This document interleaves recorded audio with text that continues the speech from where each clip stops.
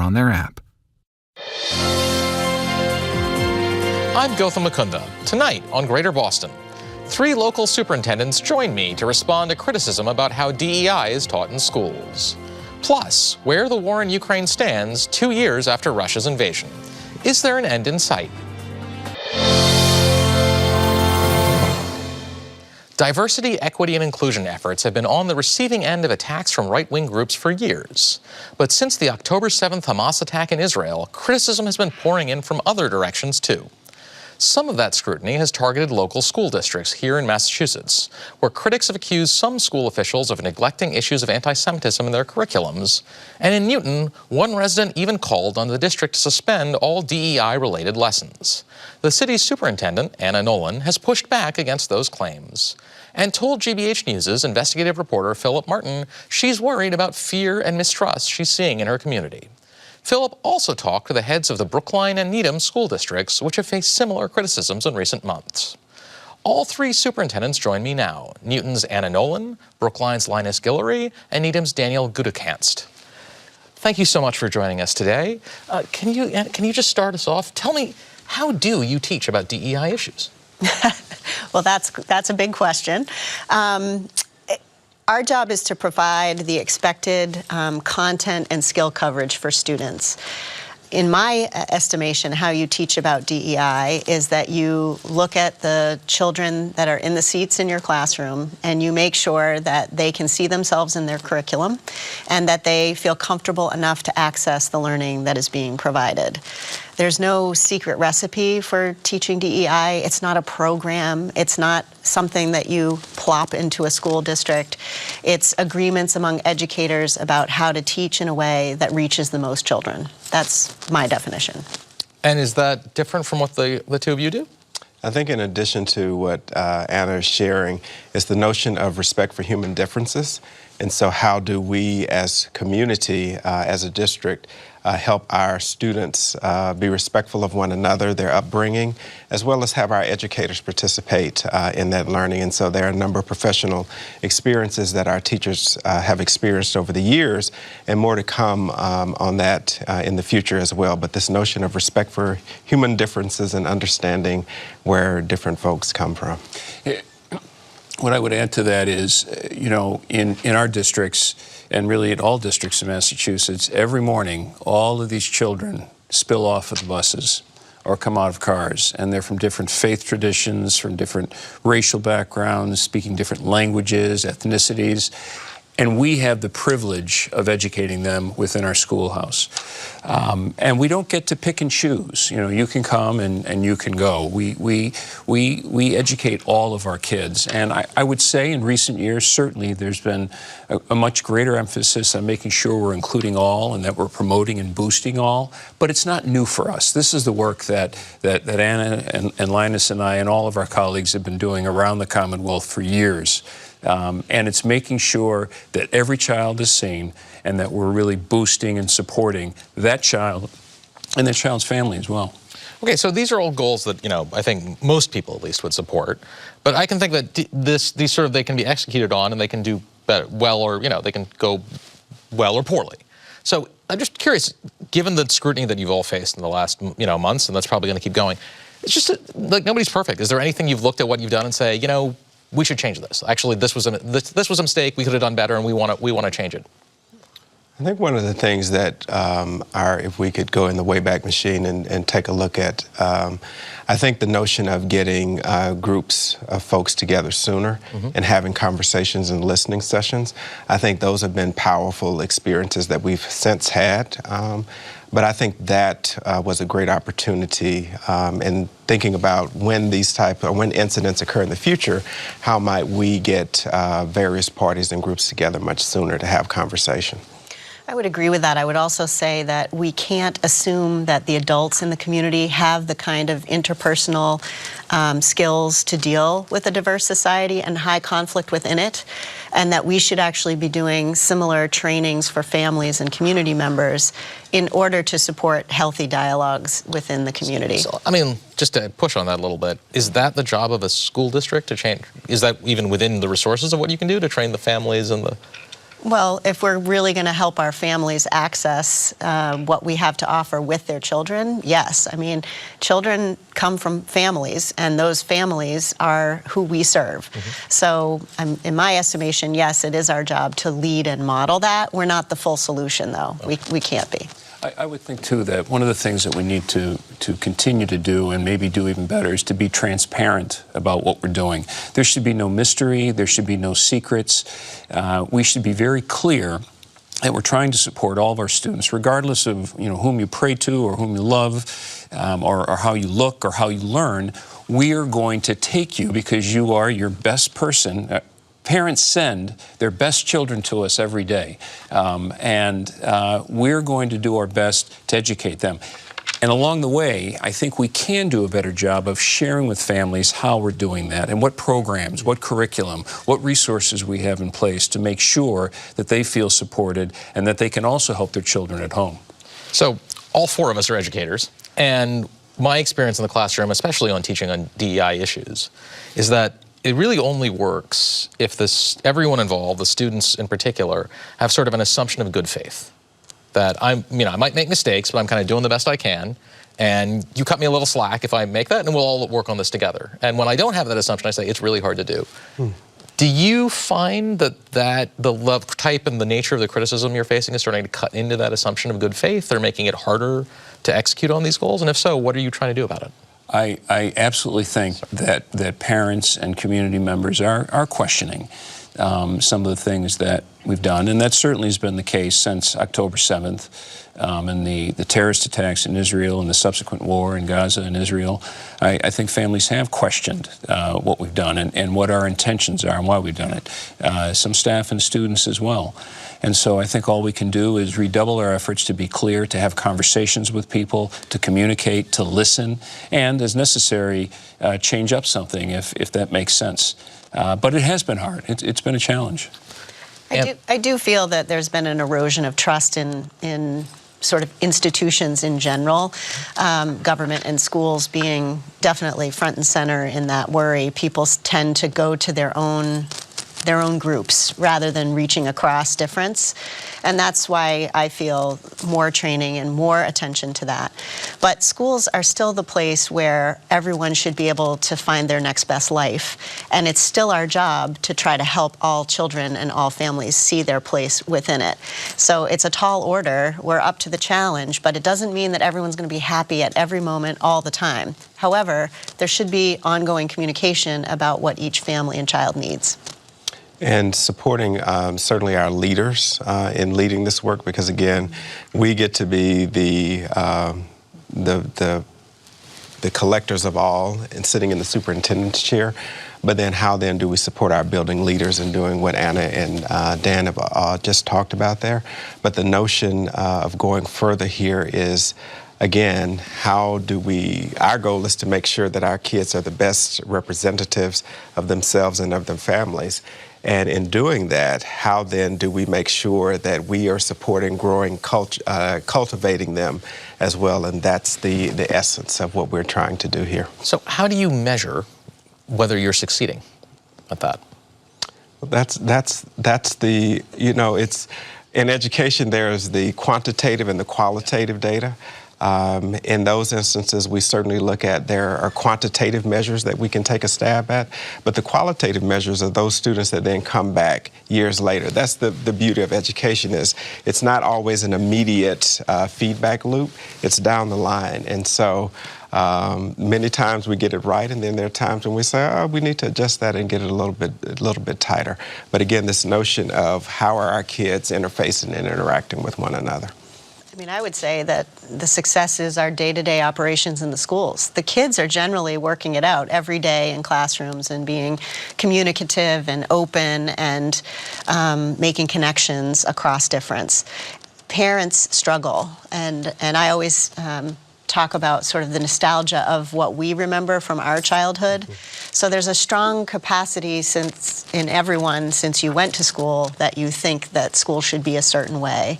And I often see these moments of conflict for parents where something happening now, which may provide a good experience for their young person, doesn't match up with what they remember it to be like. And there's that process that requires us to explain and support, and for kids to have a voice within that to share their actual experience. Parents are absolutely anxious. I mean, before all of this, parents were anxious and probably will remain so. But if you go into the schoolhouse, as Anna and Linus suggest, you will see kids engaged and connected with one another. I know, for example, in recent years, and I know this has happened in their communities as well, students have stepped forward with their voice and have started the Jewish Student Union and the Muslim Student Union. And more recently, those groups have been trying to work together to make sure that their voices are heard and that they're sorting out issues and that they're having conversations.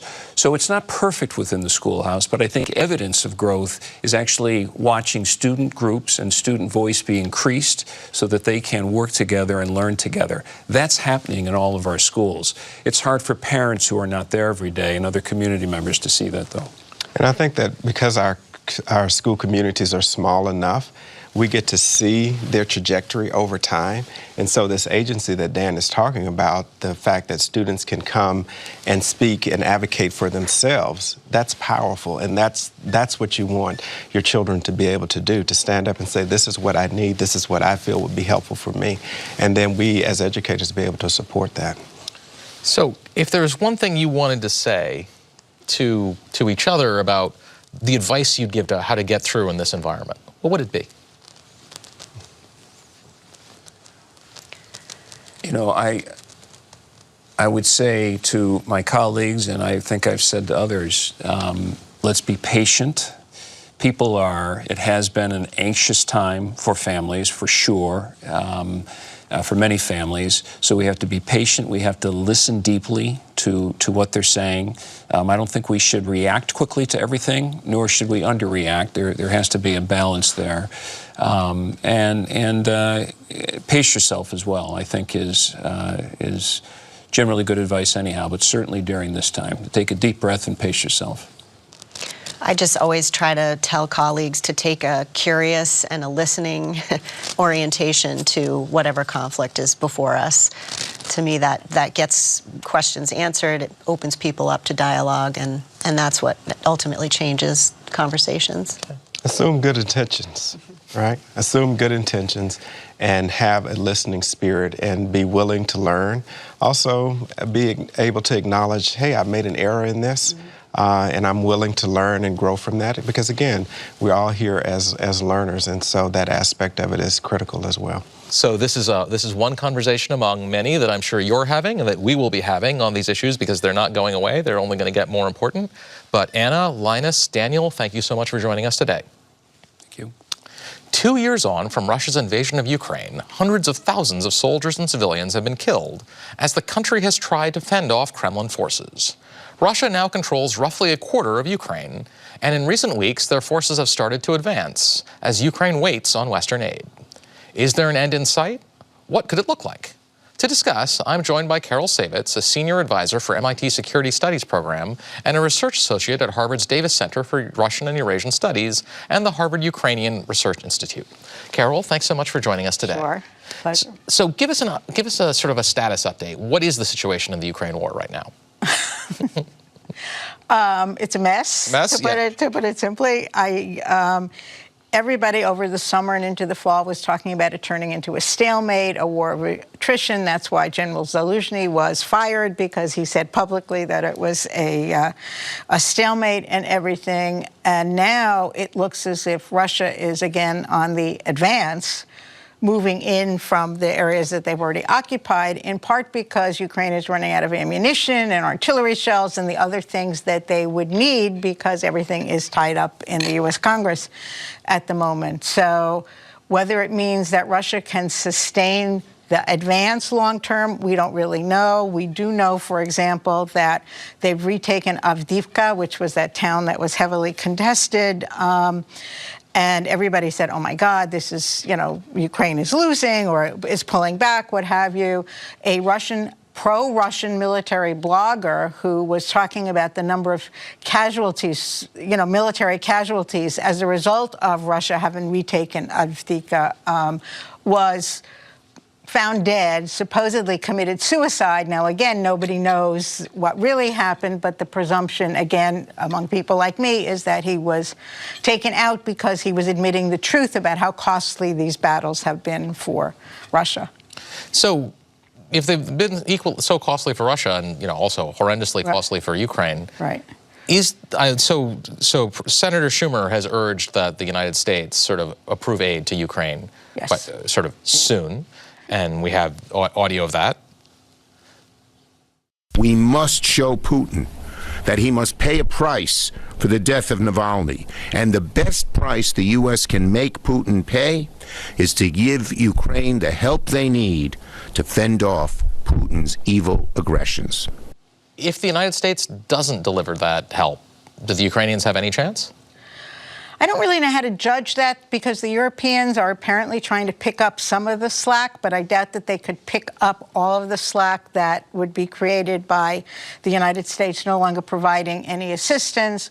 There's also some talk about taking at least the interest from the Russian funds that are being held in the West and giving it to Ukraine with which to buy ammunition, etc. I think it's a huge problem, and one of the things I think in terms of U.S. policy that we should be preparing for is some kind of sort of table setting, but equal table setting, so that the Russians and the Ukrainians could talk to each other to end the war, but we can't do it now with Russia on the advance. And Russia also, in my view, seems to be taking advantage of the dysfunction in the U.S. Congress at the moment to be sending drones and missiles and trying out newer weaponry against Kiev and Kharkiv and Dnipro and some of these other cities. I mean, they're getting hit more heavily than since the beginning of the war.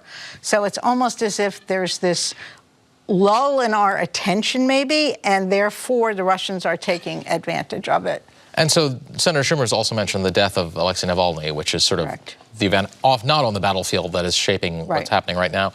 How significant do you think his death is likely to be in the months going forward? I have to say that I texted with a Russian friend who is a friend of Navalny saying that I'm not surprised, but I'm shocked all at the same time. I'm shocked that they sort of had the chutzpah, to do this. One of my students today asked me why now, and again, I think it's because it seems like the U.S. is not able to pay attention to it at the moment. Navalny was a threat to Putin just by his mere existence. The elections are coming up in March. It's a foregone conclusion, but I think Putin would like to win by as many votes as possible to prove how popular he is. I think that Navalny was the one who was trying to say this is Putin's corruption. You know, he did all those videos years back of Putin's dacha in Sochi, outside of Sochi, and other things to show the corruption of the elites. Mm-hmm. And therefore, he presents a major threat. Two other major activists are also in jail, and I honestly hope that they don't meet the same fate that Alexei Navalny has. They have already threatened Yulia Navalnaya, his wife, who's in the United States at the moment, just don't come back because the same fate will greet you. It's kind of interesting that even though he was in jail and in this horrible place and worked at the Arctic Circle and everything, that even then Putin still perceived him as a threat. So there's a debate now among people like me. Does that mean that Putin is feeling invincible because he took him out now? Or is it because Putin is really afraid and Navalny represented some kind of force that Putin couldn't control?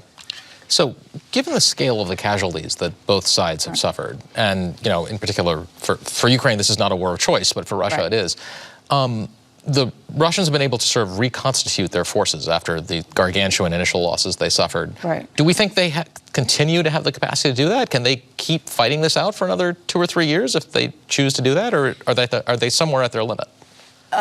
There's some speculation that there could be another general mobilization, but not until after the election. Mm-hmm. What surprises me is that there hasn't been even more protest of mothers, daughters, wives, etc., of the soldiers who are on the front line, because there are reports of mobile crematoria. There are reports that dead soldiers are being buried in the field and their bodies are not being given back to the families. I think they could probably sustain it for a while. They have a larger population, obviously, than the Ukrainians. But at some point, there are beginning to be demonstrations like there was during the Afghan War of the Organization of Soldiers' Mothers. It's not at that extent yet, but I think that could be coming. So maybe Putin would like to sort of push really hard now and then maybe say, okay, it's enough. But that's actually kind of striking, right? Because the casualties they've suffered in this war are vastly larger than, at least in terms of intensity, than they did in Afghan. And yet you're not seeing the same scale of protest. I think because people are frightened, because even if you went to lay a flower in memory of Navalny the other day, you got arrested, your information was taken by the local police in whatever city. I think people are really afraid at the moment. It's almost Stalinist. I used the word in class today. It's almost Stalinist in a certain way. You don't want to speak up. You don't want to be singled out. I guess the other question that I would have that goes to your question is, yes, sanctions haven't been terribly efficient until now, but the Russians are using sort of cloned iPhones and things like that. At some point, can they continue to do that and keep the population so complacent as it is now? So 2 years into the war, it seems like there's not a lot of prospect for a short-term ending in the near term. No. No. And on that note, Carol Savietz, sounds like we'll be having this conversation again anytime, several times. But thank you so much for joining us today. Thank you. Thank you. Finally tonight, Lunar New Year celebrations will wrap up this weekend with the traditional Lantern Festival, after 2 weeks of ringing in the Year of the Dragon around the world and here in Boston. A couple weeks back, Irene Lee, the founder of Mei Mei Dumplings, and Mai Do, owner of Walum Kung Fu and Tai Chi Academy, joined Jim and Marjorie on Boston Public Radio to kick off the festivities and share a special lion dance performance. I hope everybody's seen a lion dance, either in Chinatown. Have you in person? I don't think so. Oh my God! So are you here in we for a treat? are. We're going to see it in a minute. Explain what it is and explain who these wonderful kids are. So the lion dance has its roots with the mythic story of the lions being sacred and then invited from the mountains to come and bless a community, where when it comes down and dance, it has this magic from the third eye, which is the sixth chakra, and it's going to drive away all evil energy, bad, toxic buildup and stagnation, and just clear out everything, bring in good energy, auspicious, good health, successes, blessings, prosperity, and longevity. So we always see the lion dance at every celebratory event, particularly Lunar New Year celebration. Okay. And who are the kids? We're going to feel much better at the end of the lion dance than we are now. Then, so right? Definitely. Tell us a little bit about who these kids are, young people are, who are performing both on the drums, the dance, the whatever. Who are these people? We're incredibly excited. So we have members of the Walum Kung Fu and Tai Chi Academy performance troupe here. Our youngest member here is 7 years old, and she started at the age of 4. And our oldest are college students now, and they started at 3. And they are just excited to be here. Some of them have taken the day off to celebrate Lunar New Year, and others have learned about this opportunity to be with the Jim and Marjorie show, Boston Public Radio. So they're like, we want to be on radio and perform what we love. They're so passionate, and they work so hard. So we're thrilled to be here. Before they perform, but I don't know if you know this, I know a couple of women, grown women now, who when they were in single digits, they actually went to Walum Kung Fu. Do you know who they are, Mai Do? I think so. I think they're Mimi and Sia, your Yes, they were. daughters. My daughters, when they were little kids, went to Walum, and Sifu Bob and you, and when you were a younger woman, taught them. And boy, did they love this thing, participated in the lion dance and all that kind of thing. And you know when you met Mai, I don't know, oh, actually, you had left already. We had the honor to be at Helen Chin's 90th birthday in Quincy. The great, great, great Helen Chin, who's been hugely important to GBH in addition to everything else. Certainly, yes. Yep. And she's a legend. The lion dance starts, and a guy sitting at my table, Paul Watanabe from UMass, says, you really got to meet the woman who's running this thing. You'll love her. You'll love her. And who was it but you? After 20 years, we were reunited. That was so great, and I was thrilled to hear about Mimi and Sia's life right now, and to reconnect. I mean, Mimi and Sia was a part of the Fetch with Ruff the Ruffman, and we were in that segment together talking about lion dance and the background of it. So that was So tell us circle what back. we're going to see. We'll see it. Tell us what we're going to see right now. So what you're going to see will be our 4 lions played by our youth team members. And they're going to be showing their strength and character, the spirit of the lion, and of course, they're going to bring the magic to clear out the space and really bring in all the auspicious energy. And I think they'll have a surprise for you, Jim and Marjorie. I hope so. During that performance, and they're going to show what it is that they love doing best during Lunar New Year.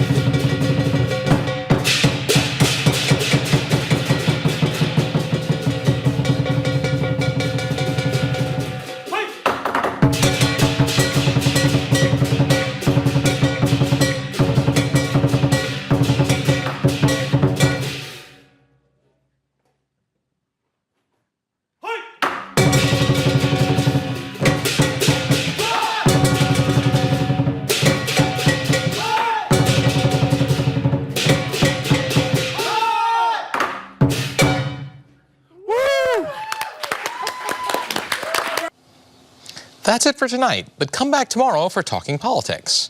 Does Elizabeth Warren's new Republican challenger stand a chance? Adam Riley and his panel will dig into that and more tomorrow at 7. I'm Gautam Mukunda. Thanks for watching, and good night.